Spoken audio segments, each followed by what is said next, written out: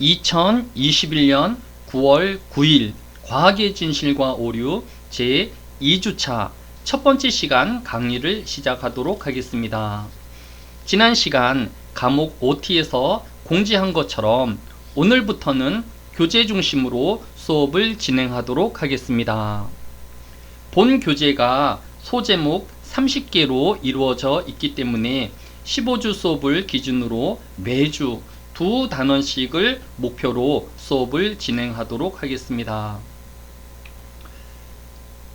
오늘은 교재의 첫 단원인 최초의 과학자는 고대 그리스의 자연 철학자들이다 와 제2단원 아리스토텔레스와 운동 역학에 대해 알아보도록 하겠습니다.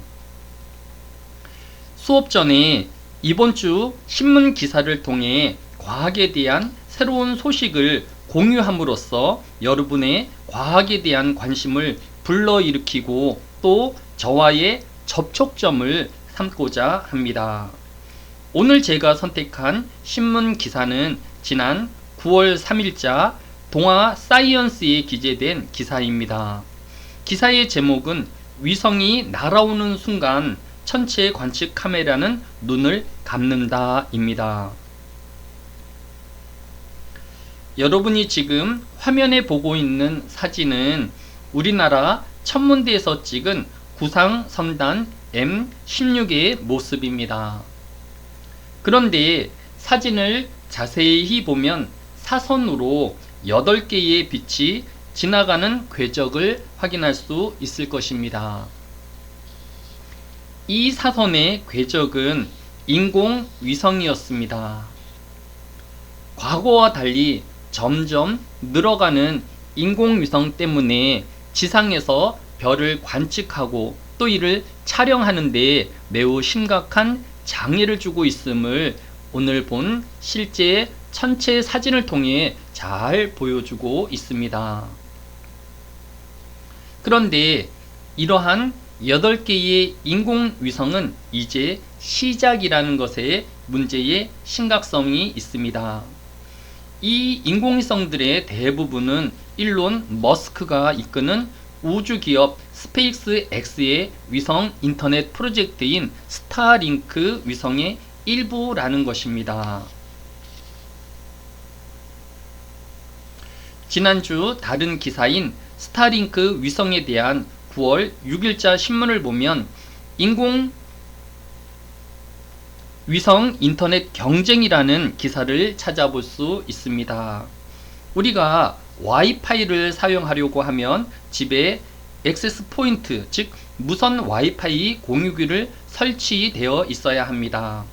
따라서 인터넷을 사용하는 가정에서는 여러분이 직접 무선 공유기를 설치하거나 인터넷 요금에 매달 몇천 원을 더하면 통신사에서 무선 공유기를 설치해 주기도 합니다. 그런데 무선 인터넷은 사용 범위가 짧은 것이 단점입니다.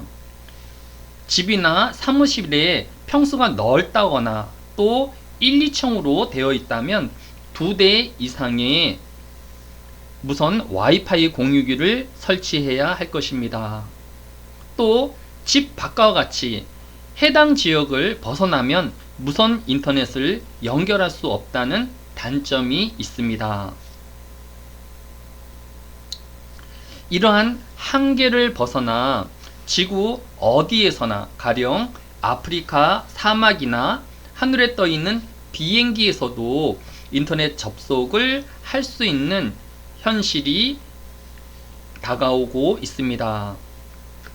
이러한 무선 인터넷을 연결할 수 있는 사업이 바로 우주 인터넷 사업입니다. 집에 무선 와이파이 기기를 설치하는 것과 같이 우주에 수많은 인공위성을 띄워서 지구 어디에 있든지 장소에 상관없이 무선 인터넷을 사용할 수 있도록 하는 사업이 바로 우주 인터넷 사업입니다. 또한 우주 인터넷 사업은 우주에서 인공위성으로 인터넷을 연결하여 앞으로 주목받고 있는 사업인 에어 택시나 자율주행 자동차 또는 육지 인터넷 서비스 등을 위해서도 우주 공간에서 지상으로 인터넷이 연결이 돼야 가능한 사업들입니다. 우주 인터넷 시정을 선점하기 위해 미국에서는 일론 머스크의 우주 탐사 기업 스페이스 X의 스타링크가, 또 영국에서는 원랩이 경쟁하고 있습니다. 먼저 스타링크는 2027년까지 통신위성 1만 2천 기 이상을 띄워서 전 세계에 1GBps급 초고속 인터넷 서비스를 제공하는 것을 목표로 하고 있습니다. 여기에 3만 개의 위성을 추가로 발사하여 최종적으로 4만 2천 개의 위성을 늘릴 계획입니다. 그런데 이러한 위성의 숫자는 현재까지 인류가 발사한 모든 위성의 총합보다도 5배나 많은 것이 문제입니다. 이렇게 많은 위성을 쏘아 올리면 아까 보았던 천체의 사진에 그려져 있었던 사선들이 현재보다 5배가 더 많아진다라는 것을 의미합니다. 뿐만 아니라 노후된 인공위성으로 인해 우주 쓰레기가 너무도 많아져서 크게 위험할 상황들이 닥쳐올 수도 있다는 지적이 나오고 있습니다. 현재까지 스타링크는 2,000개 이상의 인공위성을 쏘아 올려서 호주, 뉴질랜드와 미국과 영국 등 일부 지역에서 월 요금 $99만 내면 우주 인터넷인 스타링크 서비스를 이용할 수 있습니다. 물론 이 우주 인터넷 서비스를 이용하려고 하면 데이터 수신을 위하여서 큰 접시만한 전용 수신 안테나를 별도로 설치해야 합니다. 현재 알려진 바로는 속도가 160Mbps 정도 나온다고 합니다. 이것은 우리나라의 광 케이블에 준하는 속도이로 우리나라에 지금 많이 보급되어 있는 기가급에는 못 미치지만 세계의 여러 가정이 사용하고 있는 인터넷 속도에 결코 뒤지지 않는 셈입니다. 앞으로 이 우주 인터넷에 대한 수요가 폭발적으로 늘 것으로 기대하고 있는 것입니다. 스타링크와 경쟁하고 있는 원랩은 우리나라의 하나시스템도 3억 달러를 투자하여서 공동 사업을 진행하고 있습니다. 영국의 통신학사 원랩은 스타링크보다 한 발 빠른 서비스를 시작하였습니다.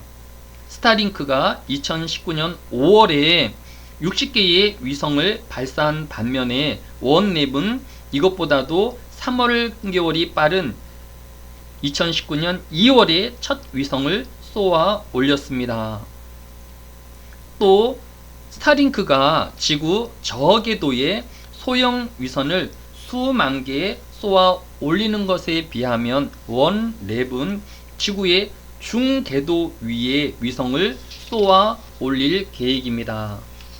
이렇게 하면 스타링크보다 대량의 인공위성이 필요지 않고 높은 곳에 있기 때문에 더 넓은 지역을 커버할 수 있게 될 것입니다. 다만 속도 면에서는 원랩이 스타링크보다는 불리할 수 있을 것입니다. 또 원랩 위성은 극궤도인 남극과 북극점을 기준으로 도는 형태로 운영이 되어집니다. 따라서 이러한 서비스는 이미 음성통신용 인공위성인 이루dim이 사용하여서 안정성이 입증된 서비스인 것을 볼 수 있습니다. 원랩은 우선 648기의 인공위성을 쏘아 올려서 내년인 2022년에 본격적인 서비스를 시작할 예정이고 이미 300개의 위성을 궤도에 올려놓고 있습니다. 그런데 우주 인터넷 사업은 스타링크나 또 원랩뿐만 아니라 미국의 아마존도 이러한 사업을 구상하고 있습니다. 아마존은 인공위성 3236기를 이용하여서 위성 인터넷 서비스를 제공하는 카이퍼 프로젝트를 시작하고 있습니다. 앞으로 2026년까지 1500개의 위성을 쏘아 올려서 1차 서비스를 제공할 계획을 가지고 있습니다. 또한 중국도 우주 인터넷 사업에 뛰어들어서 저궤도 인공위성 13,000개를 투입한 커왕이라는 이름의 인터넷 서비스를 시작할 계획입니다. 고도 500에서 600km의 6,000여 개의 인공위성을, 또 고도 1140km 위에 또 6,900여 개의 인공위성을 운영하여서 스타링크와 버금가는 중국판 스타링크를 운영할 계획을 가지고 있습니다. 이처럼 우주 인터넷 서비스는 미국과 영국, 중국 다양한 세계 기업이 각축을 벌이는 상황입니다. 그런데 예상대로 이 모든 나라들이 위성 인터넷 사업을 시작하게 되어지면 거의 10만 개에 가까운 위성이 우주에 자리하게 되어질 것입니다. 이러한 경쟁이 보다 편리한 무선 인터넷 세상을 만들게 되어질지, 아니면 우주에 가득한 우주 쓰레기로 우리가 생각지 못한 재앙을 낳게 될지 우리가 계속 지켜보아야 할 필요가 있는 것입니다. 자, 지난 한 주간에 있었던 과학에 관련 기사를 살펴보았고, 이제 교재의 내용으로 들어가 보도록 하겠습니다. 아직 교재를 준비하지 못한 학생들은 제 PPT를 중심으로 요약을 매매하면서 강의를 듣는다라고 하면 보다 효율적으로 수업을 들을 수 있을 것입니다. 오늘 교재의 첫 단어는, 저자는 최초의 과학자는 고대 그리스 철학자들이라고 지었습니다. 아마 여러분들도 철학자를 과연 과학자라고 부를 수 있을까라는 의구심을 가질 수 있을 것입니다. 우리가 일반적으로 과학이라는 것은 물리학이라든지 화학이라든지 생물학 등 실험실적이거나 또 복잡한 기계들을 기반으로 하고 있는 학문의 분야로 생각하고 있습니다. 그래서 저자가 그리스의 고대 철학자들을 과학자로 부르는 것이 의외일 수 있을 것입니다. 교재의 저자는 자신의 주장의 타당성을 살펴보기 위해서 과학의 사전적 정의를 찾아보니까 보편적인 진리나 법칙의 발견을 목적으로 한 체계적인 지식이라고 정의하고 있습니다. 만약 과학을 사전적 정의처럼 과학이 진리를 목적으로 한 체계적인 지식의 광의적 개념으로 이해한다라고 하면 고대 그리스의 철학자들이 자연과 우주를 연구하면서 사물이란 무엇일까? 사물의 변화 과정을 어떻게 설명할 수 있을까와 같은 철학적인 질문들을 사람들이 일상적으로 사용한 언어를 통하여 입증하기 위한 모든 과정이기에 과학의 과정으로 볼 수 있을 것입니다. 고대 철학자들은 사물의 본성 안에 어떤 일정한 요소들과 규칙적인 변화 과정을 통하여서 이루어진다라고 생각하였기 때문입니다. 이러한 철학이 체계적인 논리와 이성으로 구성되어 가고 있기 때문에 오늘날 과학적 사고와 동일한 맥락을 가지고 있기 때문입니다. 따라서 과학의 사진적 정의에 의한다라고 하면 저자의 말처럼 고대 그리스의 철학자들이 삶에 대한 진리를 체계적으로 쌓는다라는 관점에서 그들을 과학자다라고 부를 수도 있을 것입니다.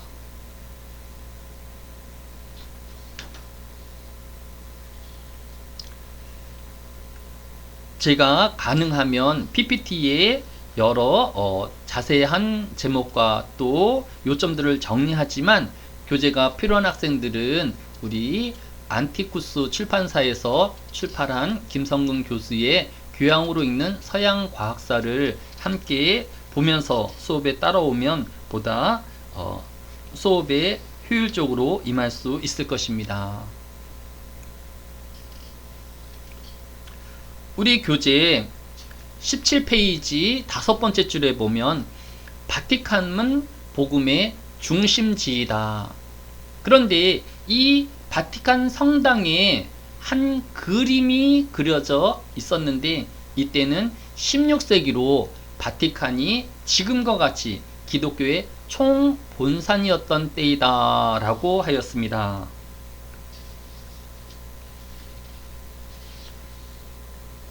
이 그림은 바로 로마 바티칸 성당에 그려져 있는 아테네 학당이라는 그림입니다. 아테네 학당은 르네상스 시대의 3대 화가로 불리우는 라파엘로 산치오의 작품입니다. 이 그림이 유명한 이유는 고대 그리스의 자연 철학자 54명을 한자리에 모아 그린 라파엘로의 대표작이기 때문입니다. 그러나 오늘 이 작품이 주목받는 이유는 일반적으로 철학과 종교는 서로 배척 관계라고 알려져 있습니다. 그런데 철학자들의 인물들이 이 종교의 총봉산인 로마 카틸록 성당 안에 그려져 있다라는 것에 저자는 주목하고 있는 것입니다. 이것은 마치 우리나라의 핵심 정부 청사 안에 우리와 대치하고 있는 북한의 김정일과 그의 부하들의 사진을 걸어 놓은 것과 같은 상황이라는 것입니다.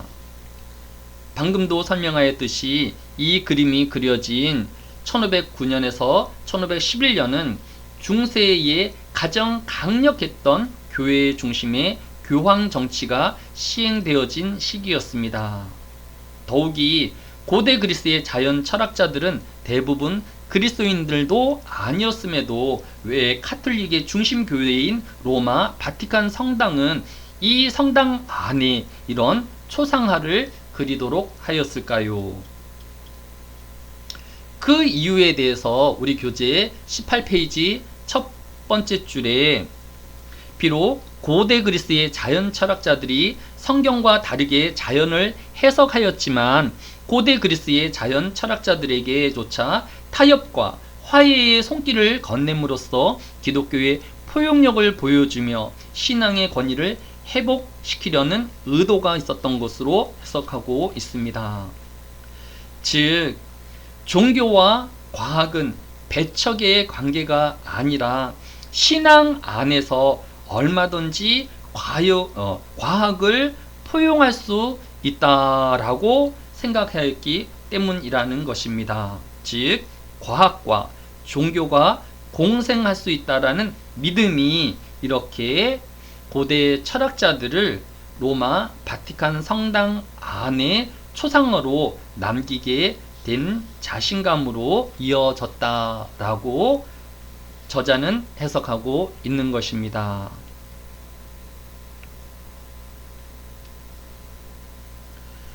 우리 교재는 54명의 고대 그리스 철학자 중에서 가장 중앙에 있는 소크라테스와 플라톤과 또 아리스토텔레스를 중심으로 설명하고 있습니다. 소크라테스와 플라톤, 아리스토텔레스는 사제의 관계에 있습니다. 먼저 가장 스승인 소크라테스는 아테네 시민의 지적 선입견을 타파하려고 많은 노력을 기울였음에도 불구하고 아테네 시민들의 미움을 받아 결국 독배를 마시고 죽게 됩니다.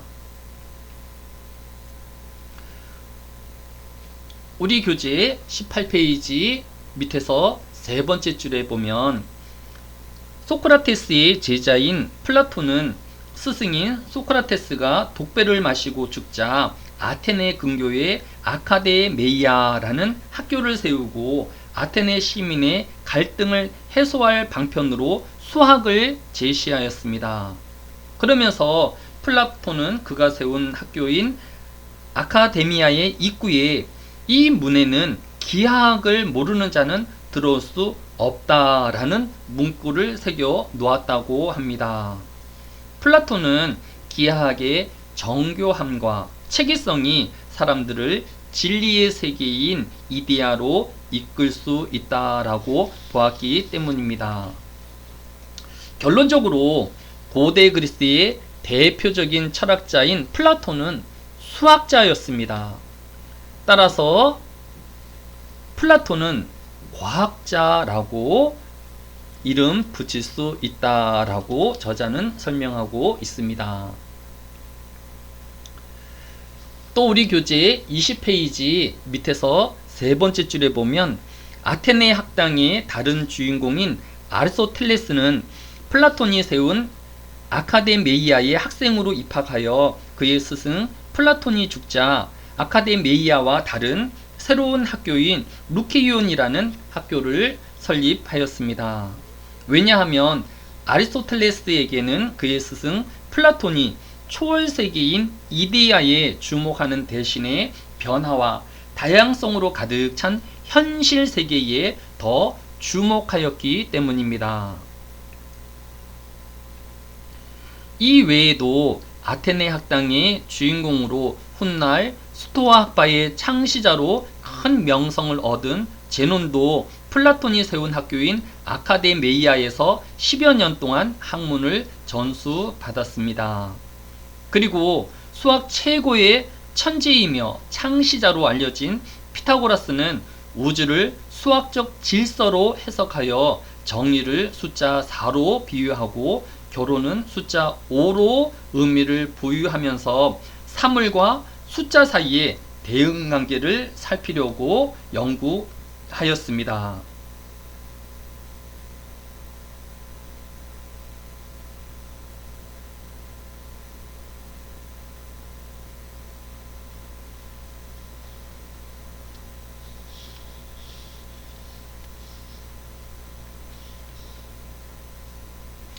우리는 과학의 발달을 바라보는 다양한 시각들을 살펴볼 수 있습니다. 첫 번째는 기존에 대한 지나친 확신과 믿음으로 말미암아 새로운 것들을 무조건 부정하고 거부하는 반응입니다. 이 부류에 속한 사회와 개인은 사회에 대한 알레르기 반응과 새로운 것보다는 기존의 것이 더 가치롭다라는 맹목적인 태도를 보이곤 합니다. 또 새로운 것을 받아들이는 사람에 대하여는 기존의 전통과 권위를 무시한다고 비난을 쏟아붓곤 하곤 합니다. 두 번째로 새로운 것에 대한 기대와 희망으로 기존의 것들은 무조건 버리고 새로운 것만을 선택하는 부류가 있습니다. 그러나 새로운 것에 대한 기대와 희망은 아직 검증된 것이 아니고 아직 불분명한 경우가 대부분입니다. 이 부류의 사람들에게 과거란 이미 구시대적 유물이며 기존의 것을 고수하는 이들은 변화에 대응하는 융통성이나 개방성이 부족한 사람이라고 비난하기 일쑤입니다. 세 번째로 기존의 것과 새로운 것의 공존을 합리적으로 인정하여 다양성을 모색하는 반응입니다. 자신이 선호하고 인정하는 것들과 자신과 맞지 않는 것이나 생소한 것들도 함께 인정함으로써 자신의 것을 인정받을 뿐만 아니라 상대방의 것도 인정하는 사고의 체제를 가지고 있는 부류입니다.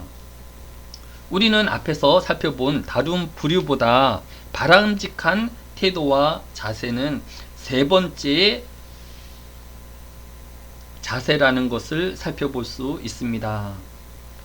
건강과 성장하는 사회는 이렇게 기존과 새로운 것을 공존하고 또 다양성을 모색하는 태도입니다.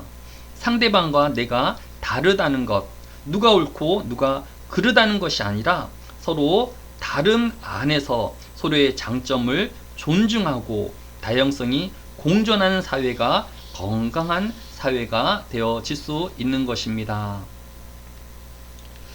오늘 수업을 통하여서 과학의 발달이 주는 편리함 외에 과학은 여러 시대와 또 공간을 넘어서 많은 사람들이 서로 교류하고 또 함께 학문을 나누었던 것을 살펴볼 수 있습니다. 오늘의 발달된 과학기술을 이용하여 멀리 떨어져 있는 사람들과 쉽게 연락하고 우리의 생각을 자유롭게 표현할 수 있는 과학 문명 시대에 우리가 있습니다. 이러한 문명을 잘 활용한다라고 하면 우리는 좀 더 우리의 활동 무대를 확대할 수 있고 또 우리의 성장을 더 빨리 이룰 수 있는 그런 혜택을 볼 수 있을 것입니다.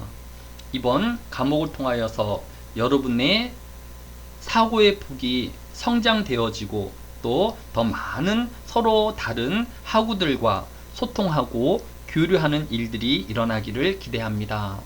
두 번째 시간에 뵙도록 하겠습니다.